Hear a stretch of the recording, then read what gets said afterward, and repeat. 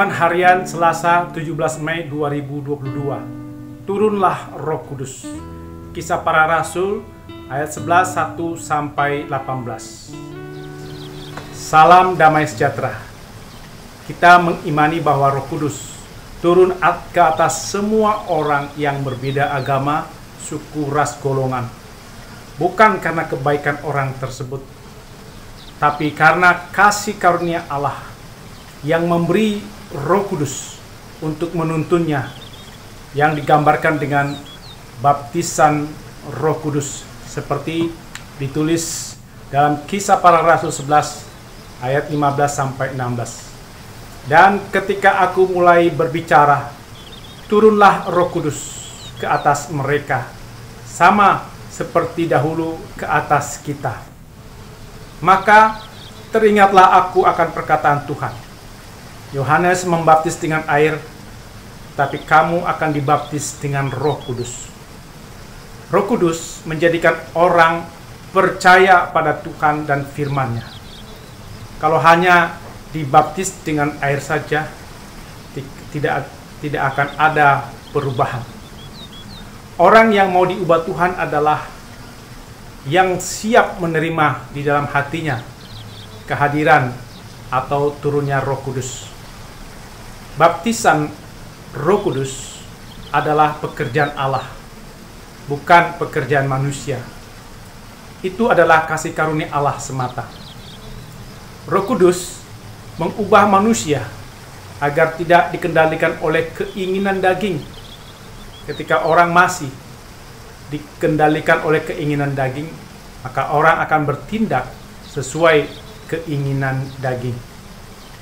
Keinginan daging adalah percabulan, kecemaran, hawa nafsu, penyembahan berhala, sihir, perseteruan, iri hati, amarah, kepentingan diri sendiri, percideraan, roh pemecah, kedengkian, kemabukan, pesta pora. Galatia 5 ayat 19 sampai 21.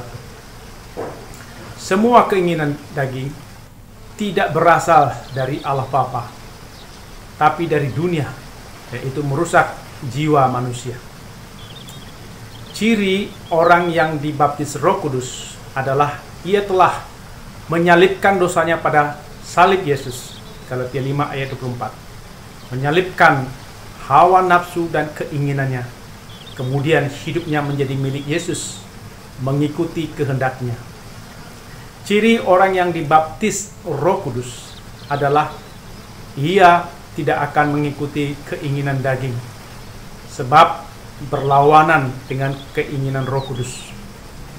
Orang yang mengikuti keinginan Roh Kudus akan mendapat hidup dan damai sejahtera, serta tidak mengalami maut kekal.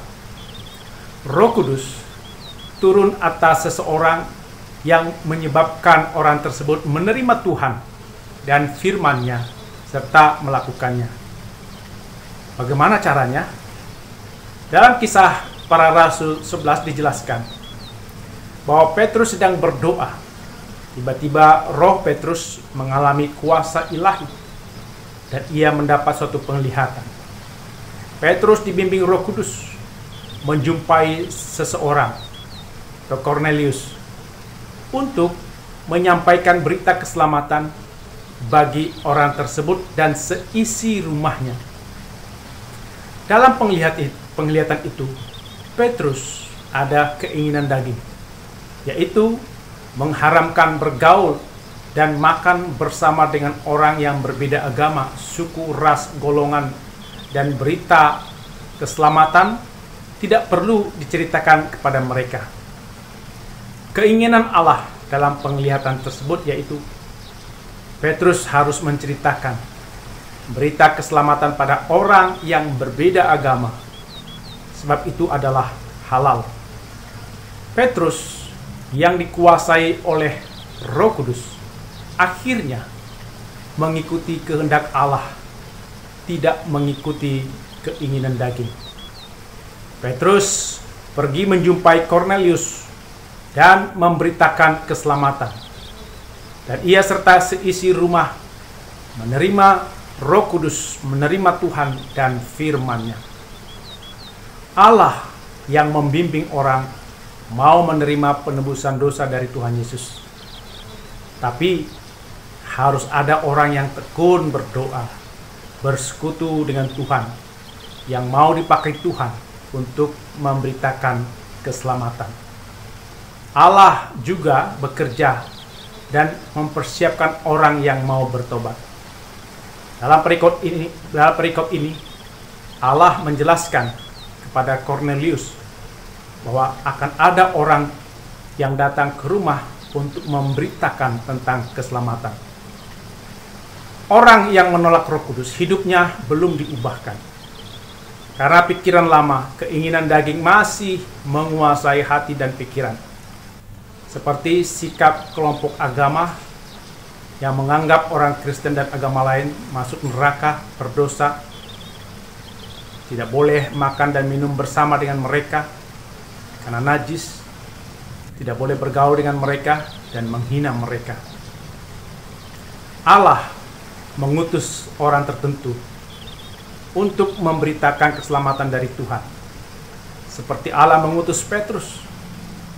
Syarat orang yang mau diutus adalah mau mendengarkan suara Tuhan, mau dituntun Tuhan, kemana harus pergi, menjumpai orang yang berbeda agama, suku, agar berita keselamatan disampaikan.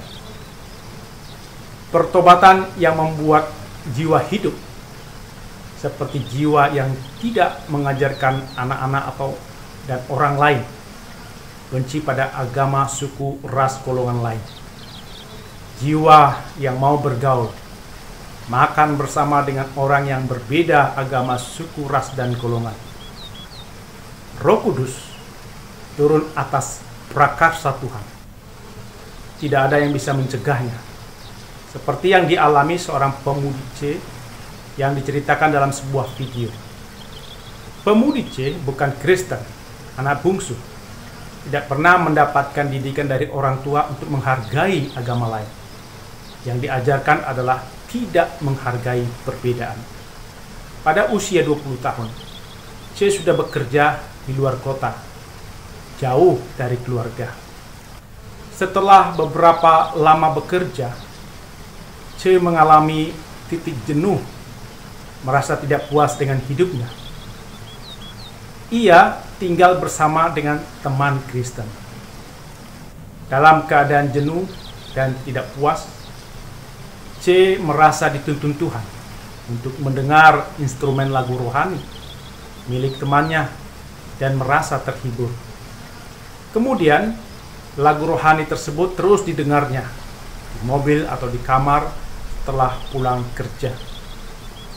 C kemudian melihat Alkitab punya temannya, dipinjamnya dan dibaca dengan senang hati serta mempelajarinya. Selama 6 bulan, C selesai membaca Alkitab. Banyak hal yang dipelajari dari Alkitab. Menurut C, Tuhan telah mengubah beberapa gaya hidupnya. Pada akhirnya, keluarga tahu C sudah memilih Yesus.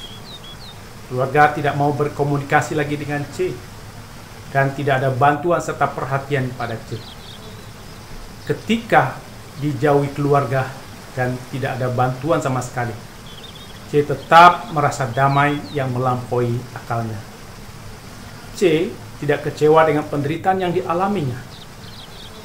Setelah berhenti bekerja karena habis kontrak, C tinggal bersama keluarga angkat sebab keluarganya tidak menerimanya. Kemudian C bertemu dengan pria Kristen dalam suatu pelayanan dan kemudian menjadi suaminya. Ketika ibu C sakit, keluarga meminta C datang. C berdoa agar hati ibu dilembutkan Tuhan. C sempat menemani ibunya yang sakit.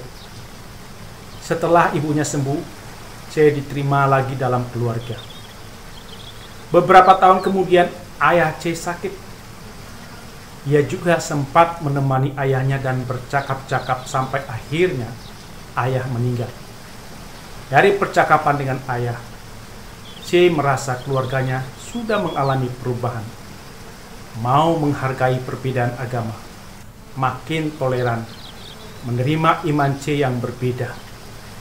Menurut C, Tuhan juga berbicara pada keluarganya yang membawa perubahan dalam mengasihi orang yang berbeda agama.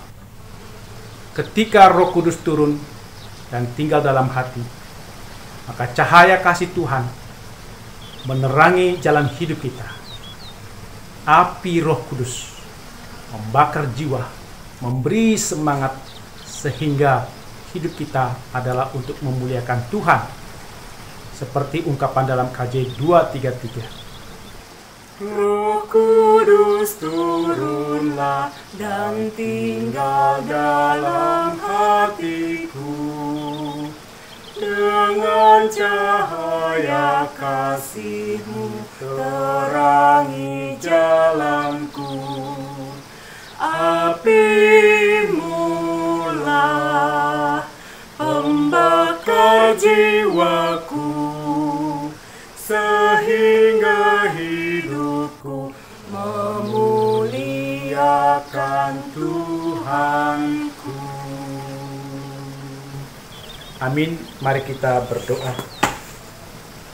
Ya Tuhan, kami mengimani bahwa Roh Kudus turun ke atas semua orang yang berbeda agama, suku, ras, golongan, bukan karena kebaikan orang tersebut, tetapi karena kasih karunia Allah.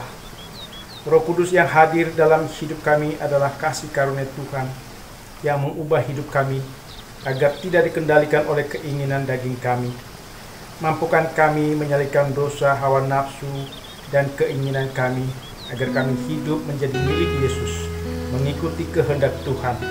Mampukan kami untuk diutus Tuhan, untuk memberitakan keselamatan pada orang lain, agar dengan kuasa Roh Kudus, orang lain dapat menerima kehadiran Roh Kudus dalam hidup mereka dan diubahkan Tuhan. Kami berdoa hanya di dalam nama Tuhan Yesus. Amin.